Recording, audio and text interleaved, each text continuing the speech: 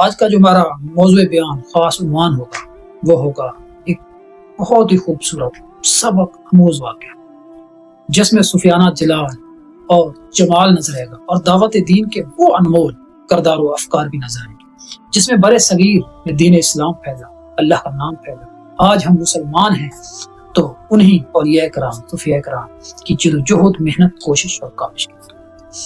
تو اب واقعے کی طرف آتے ہیں کہ واقعہ ہے حضرت خواجہ معین الدین چشتی اجمیری کا کہ جب اذان پر پہرا بٹھا دیا گیا، فقیر نے خاموشی سے تاریخ بدل دی، تاریخ رقم کر دی۔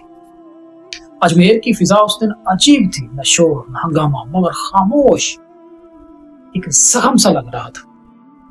وہاں کے راجا کا فرمان تھا اس شہر میں مسلمان اذان نہیں دیں۔ یہ حکم صرف ایک مذہبی اعلان نہیں تھا بلکہ مذہبی حکم احکام اللہ کے فرمان کو روکتا ہوا نظر آ رہا۔ یہ روح کی آزادی پر پابندی تھی، یہ آسمان سے باتیں کرنے پر قدغن تھی۔ تو اس قدغن کو لگانے والا کوئی اور نہیں، پرتھوی راج راٹھور جو طاقت کا استعارہ سمجھا جاتا تھا۔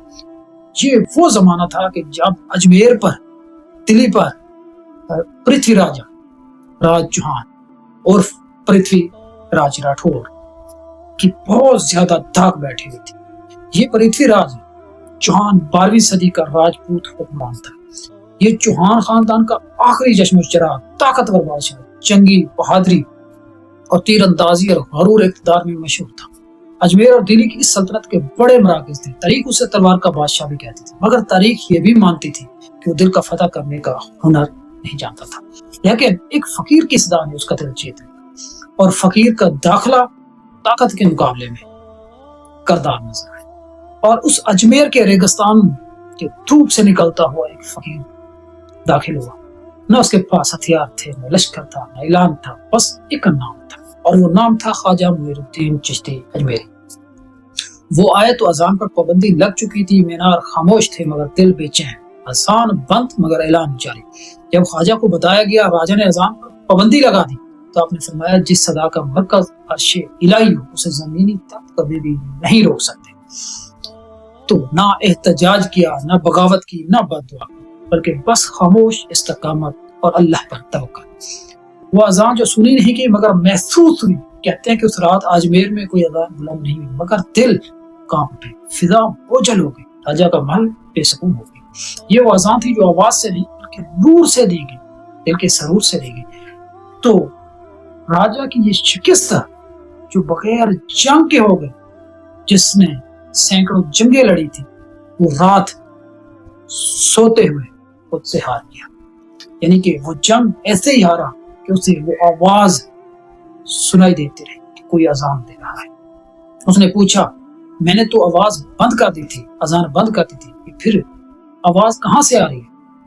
مجھے یہ بے چینی کیوں ہے؟ کسی نے کہا یہ وہ اذان ہے جو دلوں میں دی جاتی ہے، جو صبح انقلاب اگلے دن جو صبح کی صورت میں رونما ہوا تو خواجہ کی خانقاہ پر بغیر اجازت کے وہ بادشاہ جا پہنچا اور راجہ صاحب نے اجازت دی خواجہ صاحب کو کہ اذان دی جائے اور اذان ہر جگہ پہ دی جائے، وہ اللہ کا جو حکم احکام تھا وہ دیا جائے۔ تو نہ تلوار اٹھی، نہ خون بہا، نہ کوئی مسئلہ درپیش آئے کھڑا ہوا، بس وہ غرور جھک گیا۔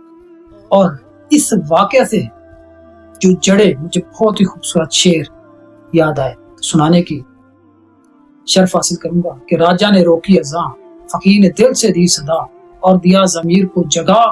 یہ اذان تھی یا خاموشی کا راز جس میں تھی صدا خدا ہی خدا۔ نہ مینار کی شرط نہ آواز کا شور، جہاں عشق خدا ہو وہی اذان کا ہے۔